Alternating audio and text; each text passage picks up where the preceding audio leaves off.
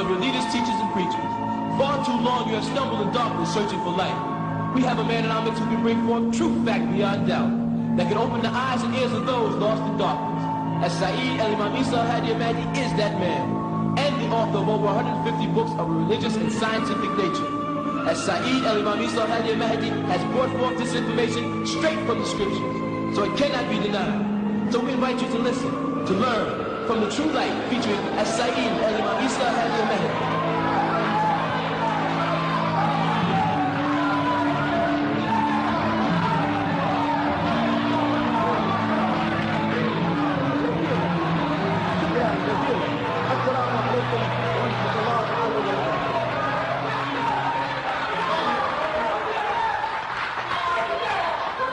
نشهد أن لا إله إلا الله وحده لا شريك له الحمد لله رب العالمين الحمد لله الوالي الكريم وصلى الله على أنبياء أجمعين والمسيح والمهدي والمجدد لمن مرسلين. Are we not the bearers of witness that nothing would exist if Allah didn't create it, and that He is alone and has no partners, and that all gratitude is for Allah subhanahu wa ta'ala, the sustainer of all the boundless universes.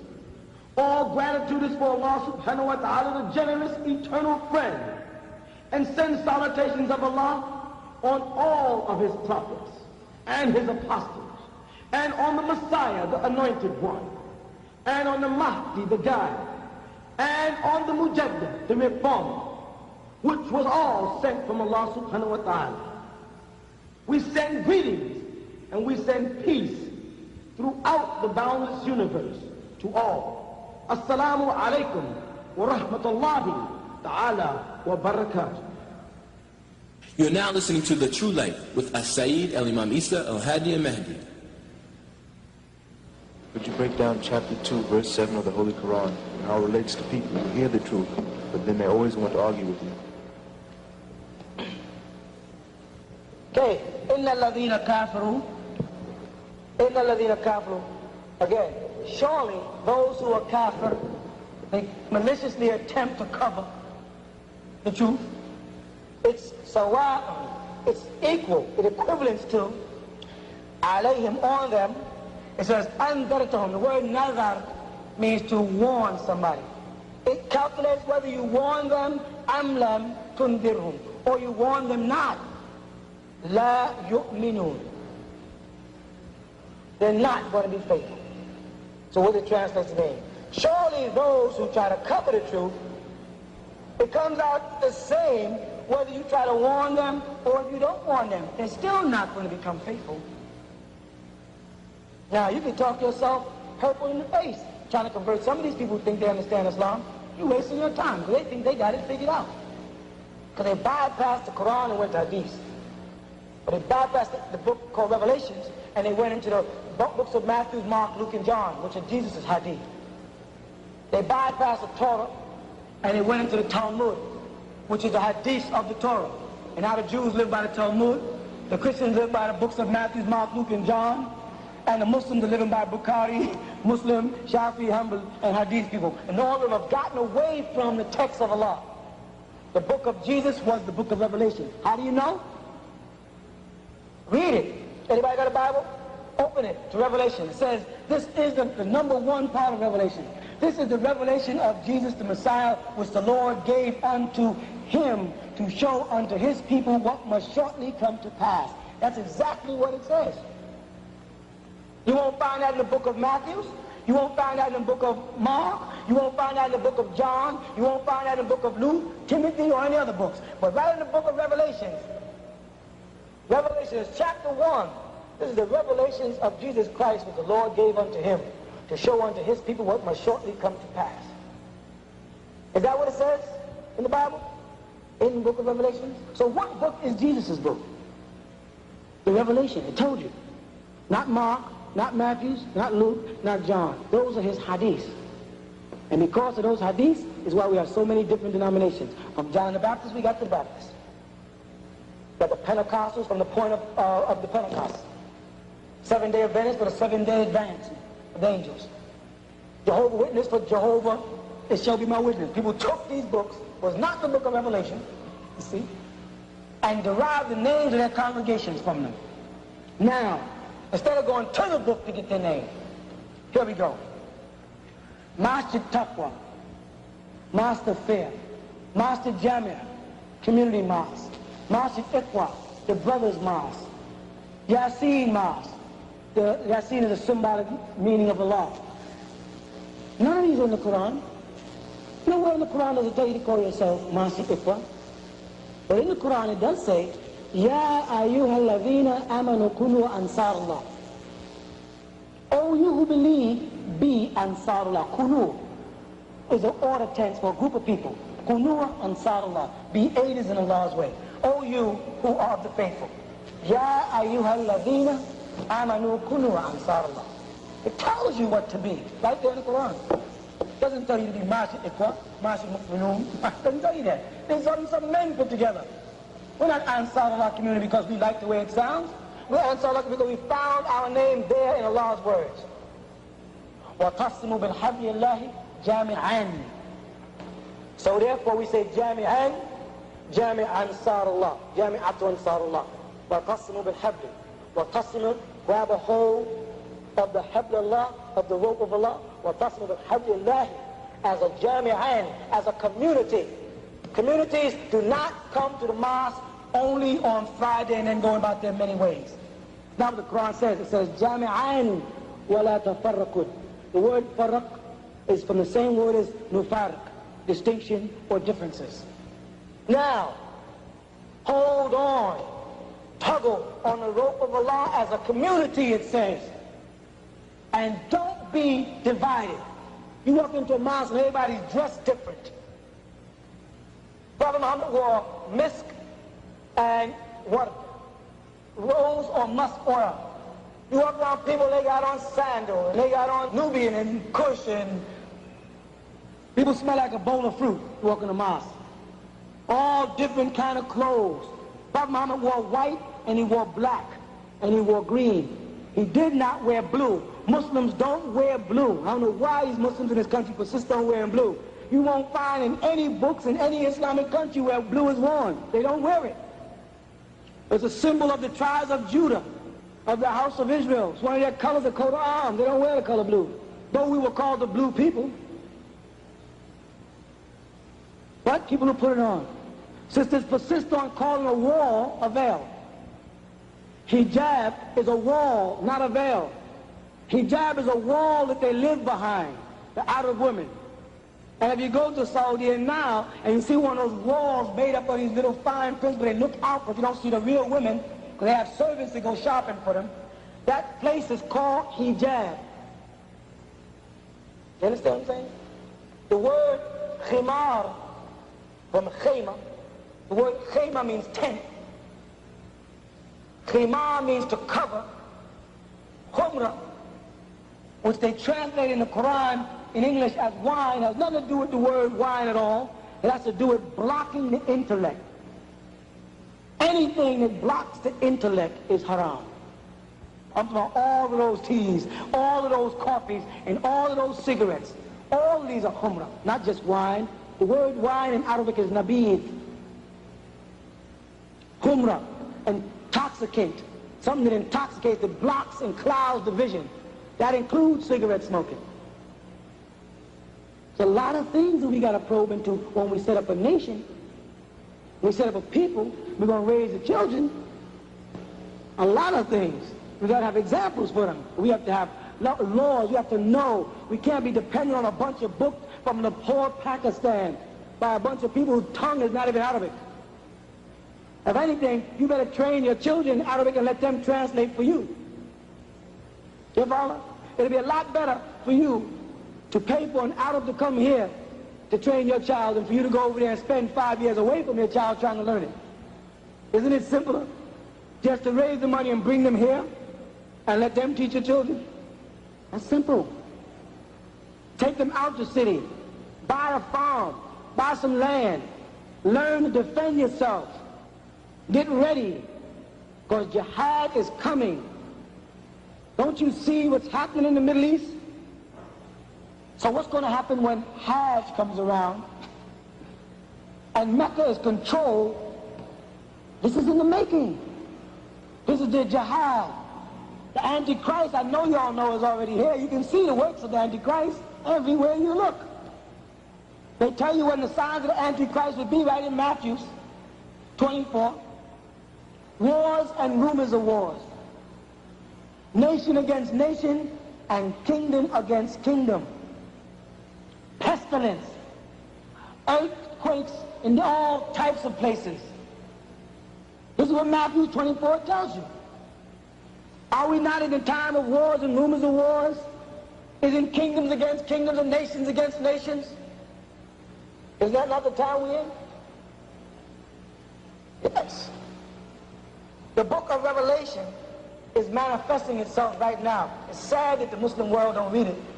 Because if they did, they'd find themselves in it and see themselves as the kings of the East, of which the Antichrist is going to rise right out of them. It's right in the Quran, it's the Bible, out the beast of the earth.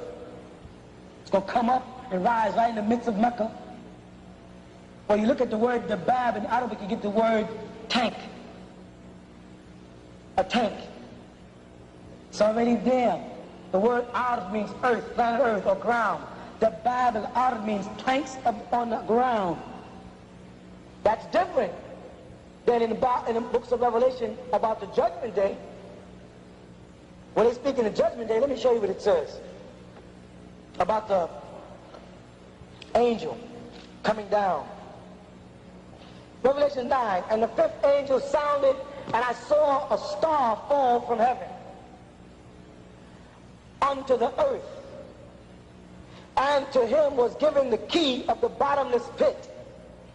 And he opened the bottomless pit, and there arose a smoke of the pit, as the smoke of a great furnace, and the sun and the air were darkened by reason of the smoke of this pit. Let me understand, church. He saw a star fall. And when the star hit the ground, it passed in like a pit. And up and out of that pit gushed forth smoke. He saw a light shoot. And he saw it fall and hit the earth and go down. And then it gushed forth into smoke and fire. This look familiar? Does that look familiar? That looks like an atomic explosion he's describing. Remember, this is John. They didn't have atomic weapons then. So he had to use what he knew. He said he saw it go down into the ground, into the bottomless pit. They call it, you know, the bottomless pit, Hades. You know what Hades is? The center of the earth. That's all it means. It went down into the ground and gushed up smoke and fire and blocked out the sun. Radiation.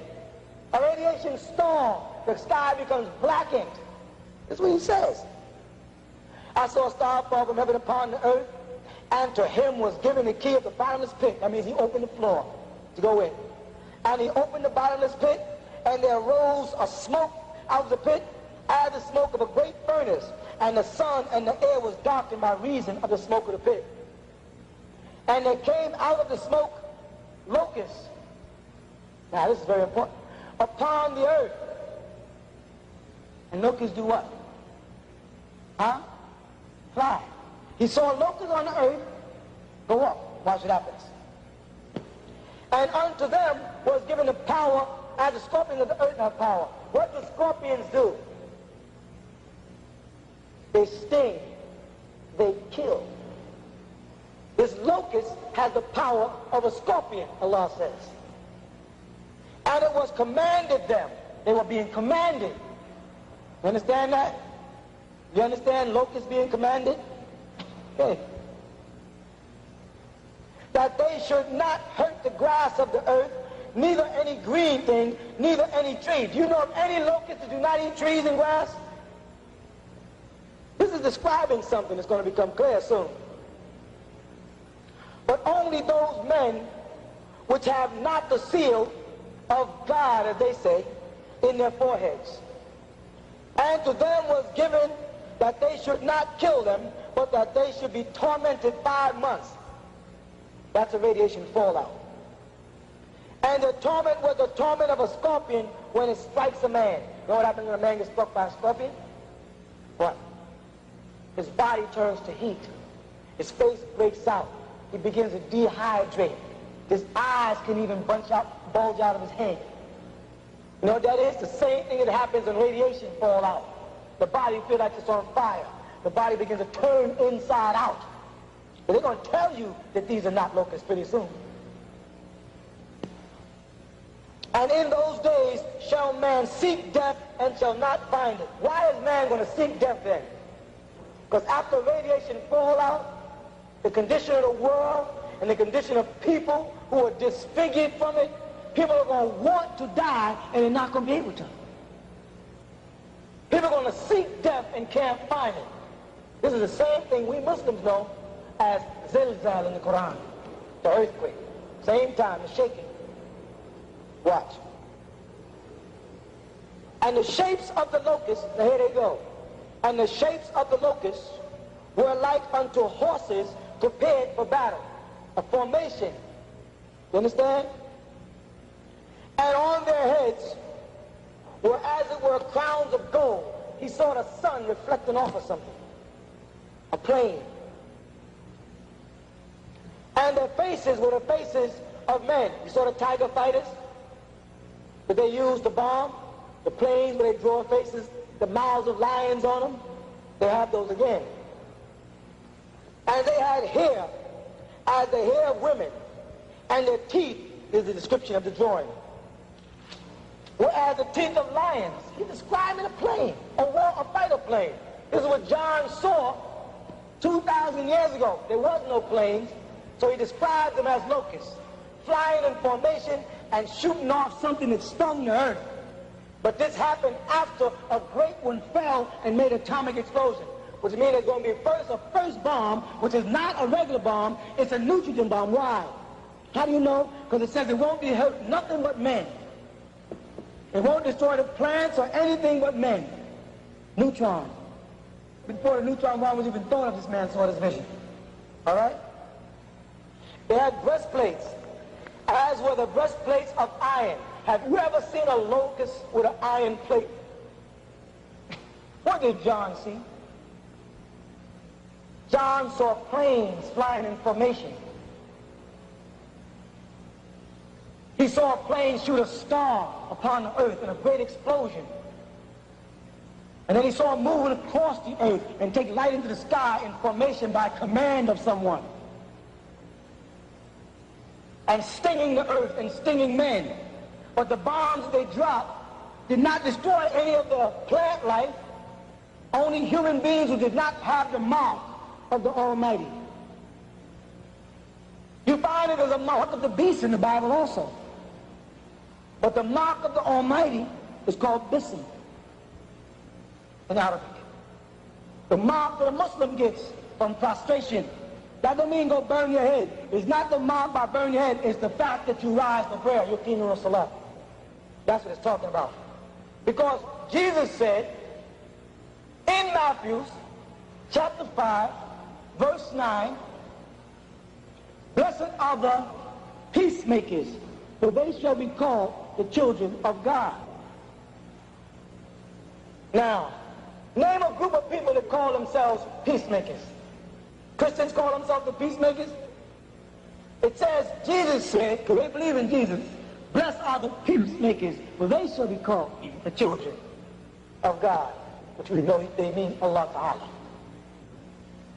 You say the word Muslim, you know what you're saying? Muslim, one who's of peace, not one who submits. Musallam, the shaddu ala lam, is the one who submits. That can be used if I get you a headlock. I can say, tasallam, you surrender. The word Muslim with lam alif means one who's of peace. Al-Islam means a peaceful state. Jesus then told his followers that Muslim was going to come right out of his own followers. And many of y'all were Christians in some form or fashion, and now you're Muslim. Jesus said, blessed are the peacemakers, for they shall be called the children of God. These are physical descriptions of the life and practice of our apostle Muhammad sallallahu alaihi wasallam.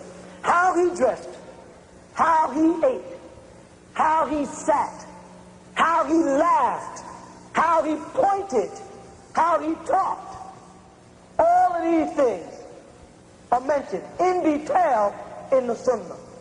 And he said to us, I left you with only two things, right? Two things I left you with. The Quran and my Sunnah. And then he said, do the opposite of the mushrikeen. Who are the mushrikeen?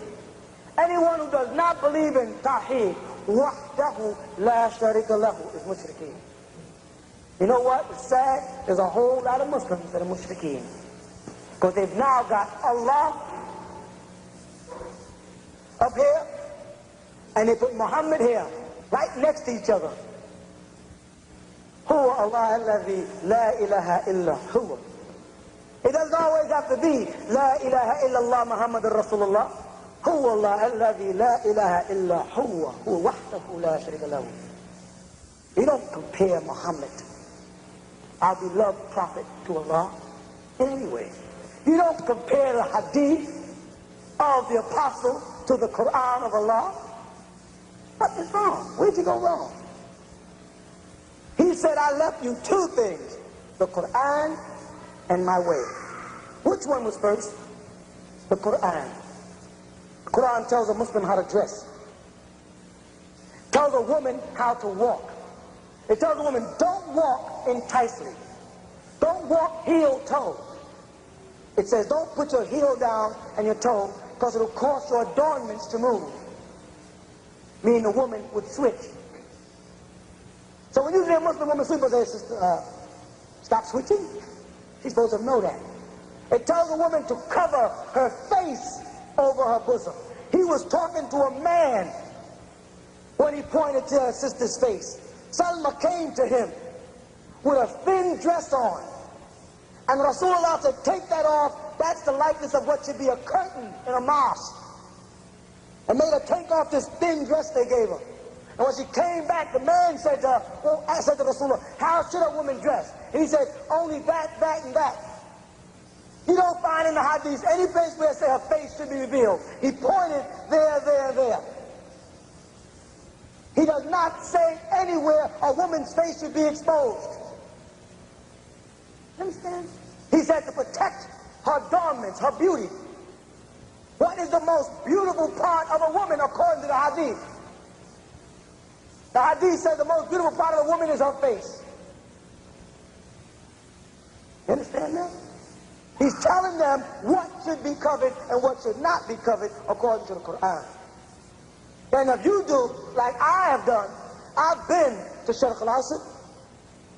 That means I've been to Saudi, I've been to Iraq, I've been to Syria, I've been to Turkey, I've been all over the Arab world and studied in 3 different countries. I studied in Medina, I studied in Egypt, and I studied in Sudan. And when I leave the city and I go into the bush or the desert of any country, any of them, you find a woman with her face covered. In the bush, not in the city where they've been influenced by modern scholars, everybody trying to become Christians. But you go into the bush of Morocco, you see women with their face covered. Now here's the point. I've heard Muslims say that is tradition and that is custom. Right? But here you are in Saudi here, and a woman got a veil on. And way over there in Morocco, and a woman got a veil on. And way over there in Algeria, and a woman got a veil on the Sahara. You understand? And the men dress differently. If it was a custom of the country, wouldn't the men and the women be dressed the same?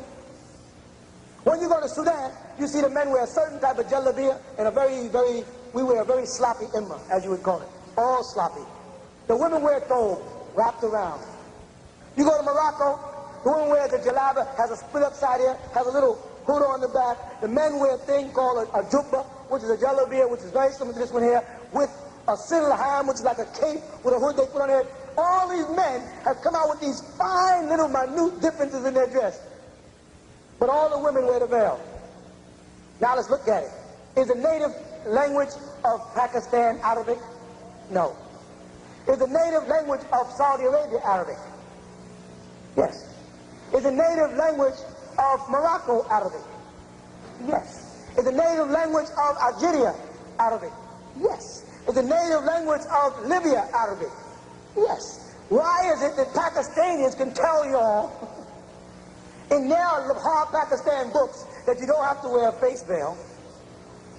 And you can look into the Arab magazines and see women with face veils in Arabic-speaking countries. Where did they get the idea? Tell me, anybody. Where did the veil, don't tell me the Turkish, because the Turkish didn't have nothing 200 years ago. Where did they get the idea to cover their face from? Tell me where the idea came from. And how it ended up on 4 different continents. They must have got it from something that they all have in common. And what is that? The Quran. Because the Moroccans in Maghribi, they have their own customs and traditions. You understand that? The women, the marriage, the divorce, everything is different. No, none of them follow the Sunnah of Rasulullah. They have their own customs and traditions, everything. But then when it comes to dress, all these women found their way to the veil until modernization and modern scholars even, modern Islamic scholars pop up on the scene. Don't let nobody tell you that that's because Islam is in your heart. Islam is not in your heart, Islam is in your ruh, in your soul. Islam is in your nest. Islam is in your spirit, in your essence, not merely in your heart. You have 3 words for love in Arabic. This is what happens, why it's so important. You have hib, wood, and ishq. 3 different words for love. When you express compassion, it's wood, from the word Dawood or El-Wadud. When you like something or like the way it was done or like how it's done, it's hib. When it's a total control over the whole being, it's ishq. Which one of these 3 do you have in your heart? You understand what I'm trying to say? They're lying to us. Islam is not just in your heart. You have to practice Islam. The Prophet Muhammad said in his hadith that you're going to know the people of Dajjal because they're going to have the sign of a kafir on their forehead. Some Muslims are really looking to see some people with a K on their head. They really think so. You know what the sign of a kafir is on the head? If we were walking down the street and a man was coming down the street, he has a blue suit on with brass buttons, a gun, and a big silver thing, what would he be? If he had a green suit, fatigues, you know, what would he be? Huh? Soldier, police. If he had a white suit and a hat that sat up and had a little thing on the top of it, what do you think he was? A cook, a chef. You understand? How do you identify these people? Huh? By what they have on.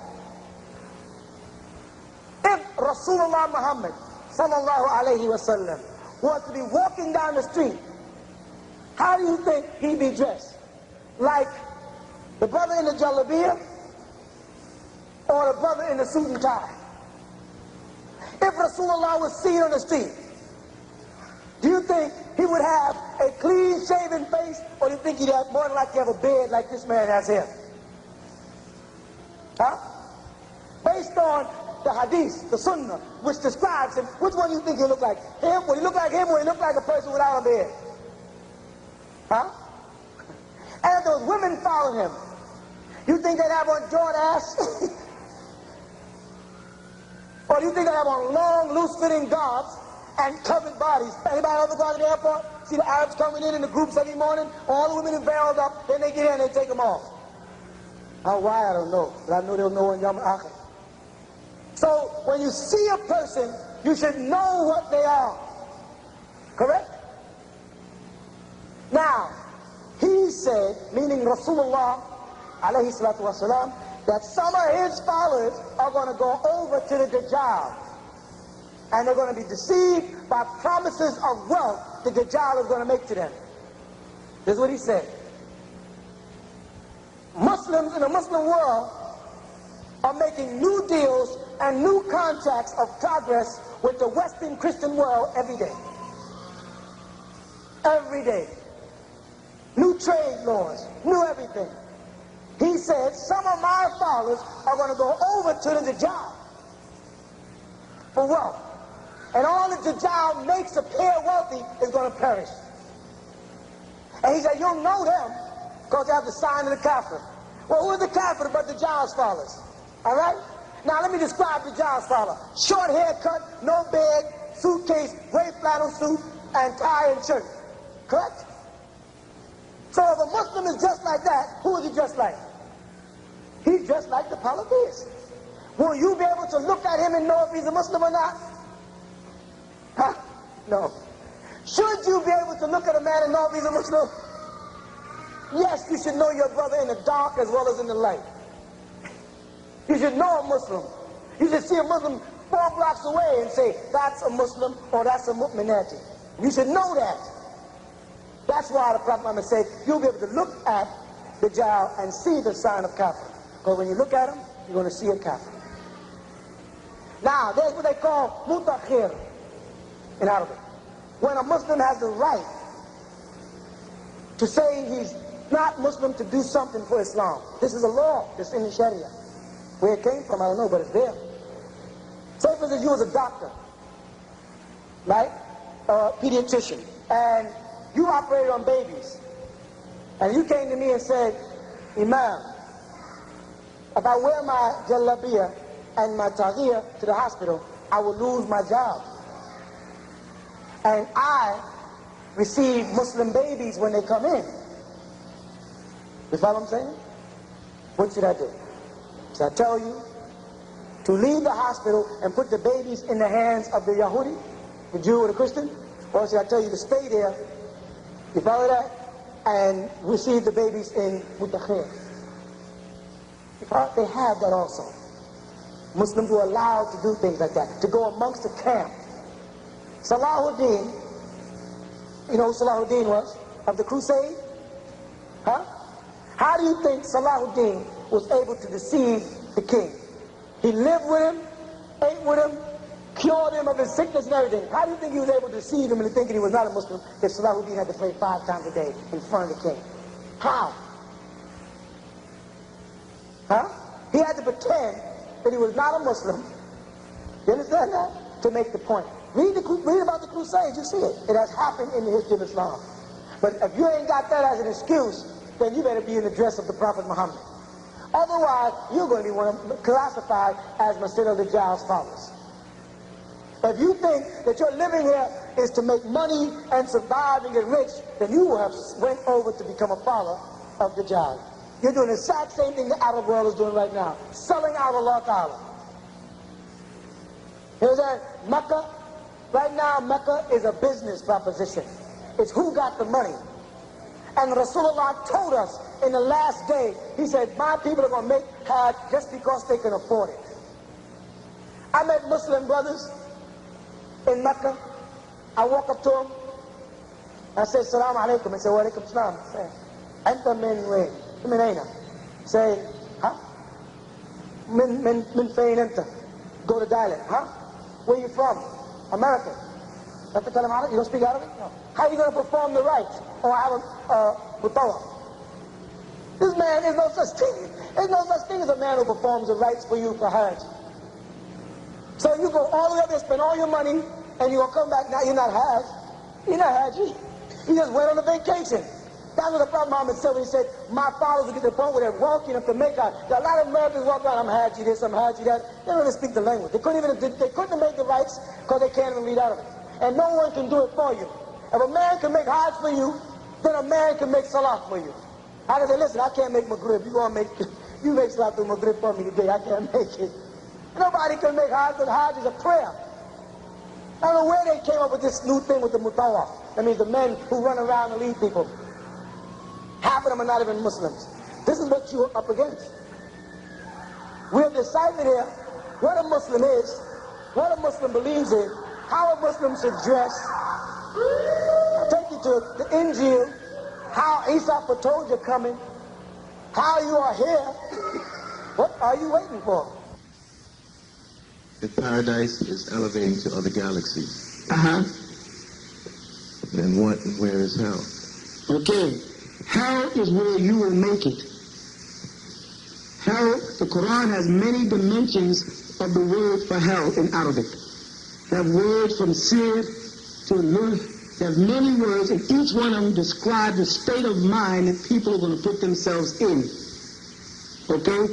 Very rarely do you find the word makana, place. Hawiya, the bottomless pit, merely means a boundless place. That's more interpreted in Arabic as eternally than anything.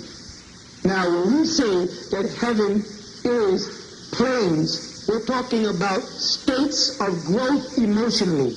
Planes are not merely places. Places and things deal with nouns and physical objects that have to do with, like I mentioned earlier, the motion of molecules on the physical plane, right? Matter.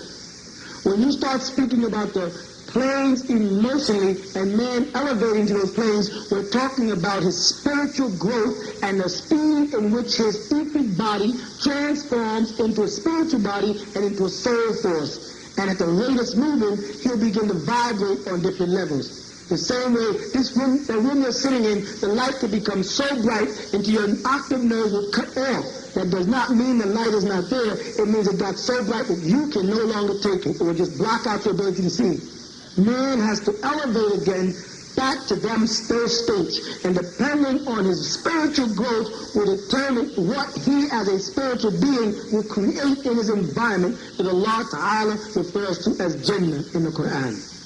The garden. He doesn't call it a place, he calls it a garden, and describes things that people on a physical plane can identify with. Rivers flowing in green grass and couches laid for man, because to describe a spiritual state to physical people is next to impossible. So he has to give you likenesses on the physical plane that you can identify with. You follow that? Oh, right. And hell is an abode where people are going to judge themselves by their sins, not for their sins. And hell resides deep down in the essence of each individual. You give yourself hell when you do wrong and know it's wrong. How does it compare to the last day or the day of standing?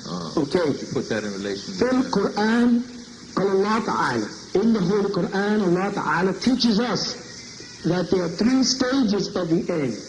The first being Yawm al-Din.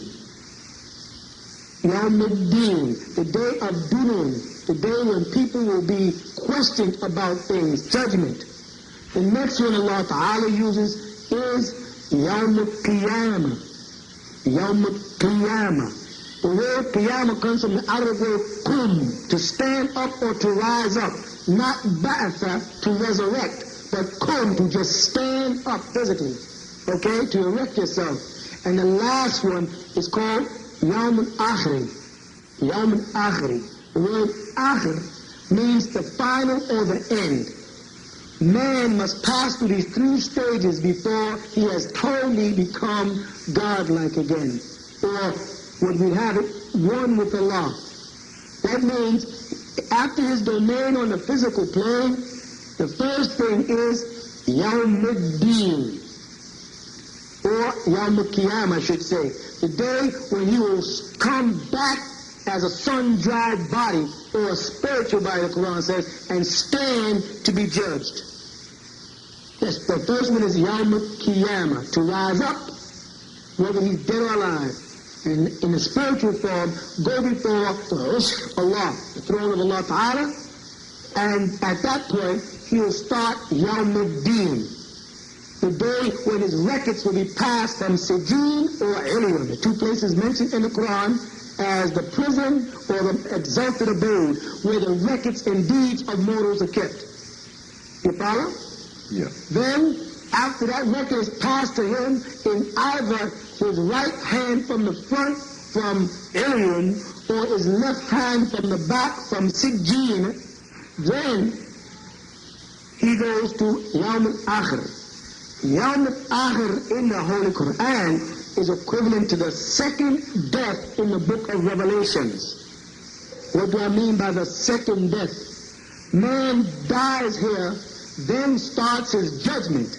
And then as a spiritual being, whether or not he will go into Jannah, eternal salvation in the presence of the bosom of Allah Ta'ala, the Quran says, wherein he will reside khaliduna, eternally, based on what you call time on earth, or will he be cast into the pit with Satan and the likes of him, which will be his second death. If he's cast into a pit, that's a second death, where he will reside with Satan and his. Because remember, Satan as an angel cannot be destroyed.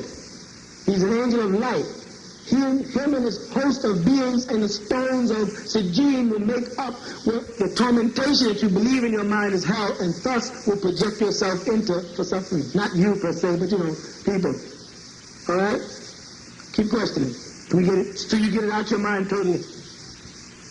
Yeah, I'm still a little confused with this because you can live through this life and pass on. So my question is, how do you get through these different stages, or can we all get through these stages here? They're growth stages. See, most people have lived many times before. Right? The scriptures confirm that Elish was Yahya, that John the Baptist was the return of Elijah, and that Moses and Elijah appeared to Isa on the mount in front of him. You follow that? These spiritual beings. The scriptures from the Quran, straight back to the Injil, to the Torah, confirms the presence of angels in the form of men that incarnate the human beings. Like when the angel Jibreel, salam alaikum wa rahmatullah, appeared before Rasulullah Muhammad in the cave in Laylatul Qadr to give him the revelations of Al-Quran al-Kareem, right? And he also, Jibreel, appeared to Miriam, the mother of Jesus, to tell her the announcement of the birth of the Messiah, Jesus ibn Maryam, the son of Mary, correct? So we have records in the Holy Scriptures, be they the Torah, the Injil, or the Quran, or the Zabur, of supernatural beings appearing in the form of human beings to converse and interact even to the point of breaking bread and supping with mortals. And the Hadith confirms it when it mentions Jibreel coming to the Prophet Muhammad in the 40 Hadith. So we have records that there is life beyond this life throughout all of the scriptures. Insofar as this being Gabriel was with Abraham at one point, Moses at another point, Mary at another point, and Muhammad at another point, and we're talking 5,000 years. All right? And they always come with the same message. That man has to realize that he is one with the universe. He is one with the Creator, Allah subhanahu wa ta'ala, and must raise himself back to that state so that he can go back to where these beings came from. These beings, angels as they call them, are coming from some abode to deal with mortals. And they're saying that you mortals want to get back to that abode. So the answer to your question is, there are levels of aspiration that men have to go through when they can make a transition from a mortal being to an immortal being. When they can let the spiritual self dominate the physical self and prepare their inner being for that journey back to wherever these beings come from. Of course, there's an answer, but to keep taking the subject deeper and deeper, just to say to wherever they come from, wherever Gabriel, the angel, comes from, and Uriel and Raphael and Michael, where they come from is where you're trying to get back to, and obviously came from if they say that man was placed on earth from someplace. Took the man and placed him in the garden. If they placed you in the garden, they brought you from somewhere. And that place is where you're trying to get back to. Yes, it is possible, but it calls for application, discipline, and obedience. Some of the things that the devil taught human beings not to do. To apply themselves to the best of their ability, to obey and be obeyed. They can't take instructions because everybody, since the beginning of Genesis, is suffering from a God complex. When the devil said that he does know that in the day you eat thereof, your eyes shall be open and you shall be as gods. Now everybody you meet thinks they understand the scriptures, thinks they got a monopoly on its meaning. Everybody wants to be the God. Instead of admitting they don't know and sitting down and being instructed so they can make it, everybody tries to interpret it themselves because their ego dominates their divinity. اقرأ باسم ربك الذي خلق خلق الإنسان من علق اقرأ وربك الأكرم الذي علم بالقلم علم الإنسان ما لم يعلم صدق الله العظيم.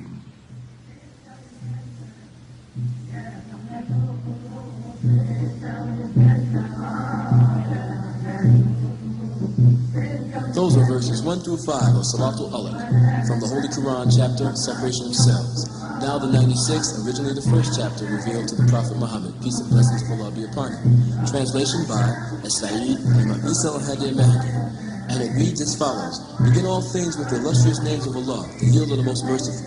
O seal of the prophets of Allah, Muhammad, by the supreme sovereignty of your sustainer and creator, you are being ordered to read, by beginning with the name of your illustrious sustainer who created all things. He, Allah, created all human beings of a separating cell. So read, because your sustainer, Allah, is most generous. He uses the quill to teach. He, Allah, taught human beings what they would have never known. You have been listening to The True Light with As-Sayyid Al-Imam Isa al-Hadi al-Mahdi. The Nubian Islamic Hebrew Mission would like you to write or send questions to True Light, 719 Bushwick Avenue, Brooklyn, New York, 11221.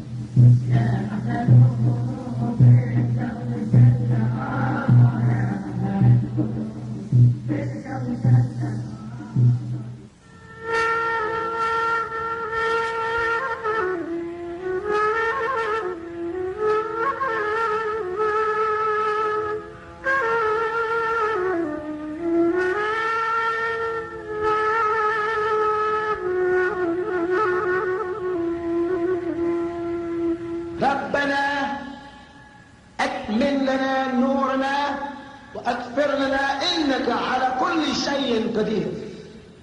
This is from the 66th surah of the Holy Quran, the 8th verse, and reads, O Sustainer, complete for us our light and forgive us, for surely you have the power over all things.